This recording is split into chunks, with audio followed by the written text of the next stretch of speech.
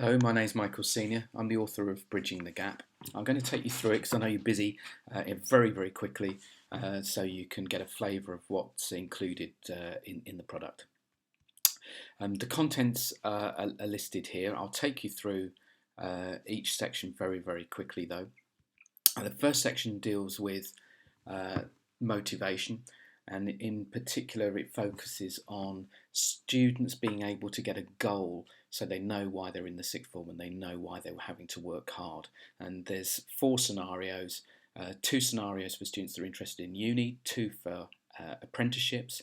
The first scenario, here's scenario one. Here, I would like to go to university and I know which course I want to study. I give them some quick websites to look at and they have to research courses. Scenario two, I'd like to go to uni but I don't know what I want to do. Different kind of instructions there. I'm interested in an apprenticeship and I'm interested, I don't know if I want to go to uni or take up an apprenticeship, so what do I do? And there's an activity for them there. Some other material in terms of learning mindsets. A lot on the growth mindset. Students have to work through this activity you copy for them and they assess their own mindset and they use this scale here to work out if they're fixed or growth. Then there's a series of discussion tasks that they complete. Each student has a little section to read through and then discuss. There's some research about the growth mindset that they then discuss. There's material on how the brain works with the growth mindset. There's material on expectations, am I good enough, all sorts of different scenarios, even stuff on self-confidence and cheating, where they have to look at grade reports and see whose grade report they prefer to have, somebody that cheated and somebody that didn't. This whole section on getting organised, this is really useful for students in tutorial time where they assess themselves and they look at somebody else's folder. It really helps a tutorial session to get the students to be better organised in terms of filing papers away. And there's also digital organisation comes into that.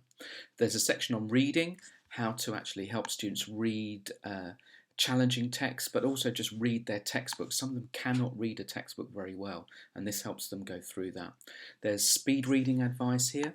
They're certainly going to need that for uni, and so you can always promote that you're preparing them for university in your tutorial time, and they get to do a speed reading test as well. They carry on. There's more on reading and how they actually try to understand what they're reading, and I've written an article on the fixed and growth mindset, and they actually try and apply the reading strategies to the information and the fixed and growth mindset, and they have to look at each paragraph and try and think what's that paragraph about. And there's a bit of help for those that aren't quite so good by giving them some prompts at the end, so it really does cater to different abilities.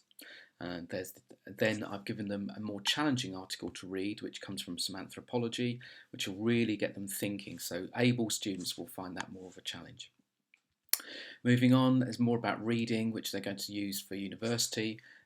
Everything I get them to read doubles up on terms of how do they learn. So not only are they learning skills, they're learning about how to learn. Note taking, students either copy out from textbooks or they don't take enough notes, or they're not very good at it in the main. And so there's a whole section on note taking here where they have to assess why they need to take notes, symbols they can use to take notes, and then different ways of taking notes here. And so they can they can try out some Cornell system, which I've introduced into my sixth form. They could try reading an article then and trying to use the Cornell system to take notes from that article. Lots of advice there about that. Then mind mapping, they learn how to mind map and they go back and read an article. There's different concept mapping. There's all sorts of different ways they can take notes, but they apply those to the articles that I've written for them. I don't know if you get emails as a teacher from students trying to solve their problems over the weekend and during the week and over the holidays, particularly moving towards the exam. This is a little activity that will help the students try and solve their own problems a bit more by using digital resources more cannily. Time management, I don't know if you get students that find it really difficult to plan their time. There's lots of material on the market, but not so much about procrastination.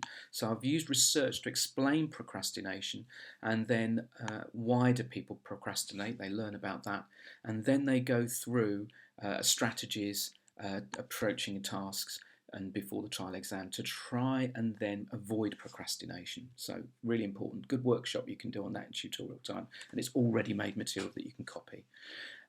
Moving on from procrastination, emotions and learning, and there's a whole section here about assessing your own emotional attitudes towards learning and confidence and being in control and feeling success or failure. That's really important. There's a real barrier to learning, and this will help students try and get over that. And I've applied it very much to the post-16 scene, so it's all about A-levels in the main. And then particularly students that try to compare themselves with others, and that puts them off getting started and getting on with revision. So there's a whole section on comparisons shopping there. So in this guide then you've got a whole host of materials that I think are quite unique really, in the sense that they're very active and very geared towards the post-16 market. You can either pay and download immediately this resource. You could order by invoice from the website. We deliver to you in 2 or 3 days, and you'll get the digital version as well, which you can share with tutors. All the material comes with a license, so there's no time restriction or no need to repurchase a license. Once you've got it, and you can copy it as much as you like within your centre. So I hope that was useful, and thanks very much.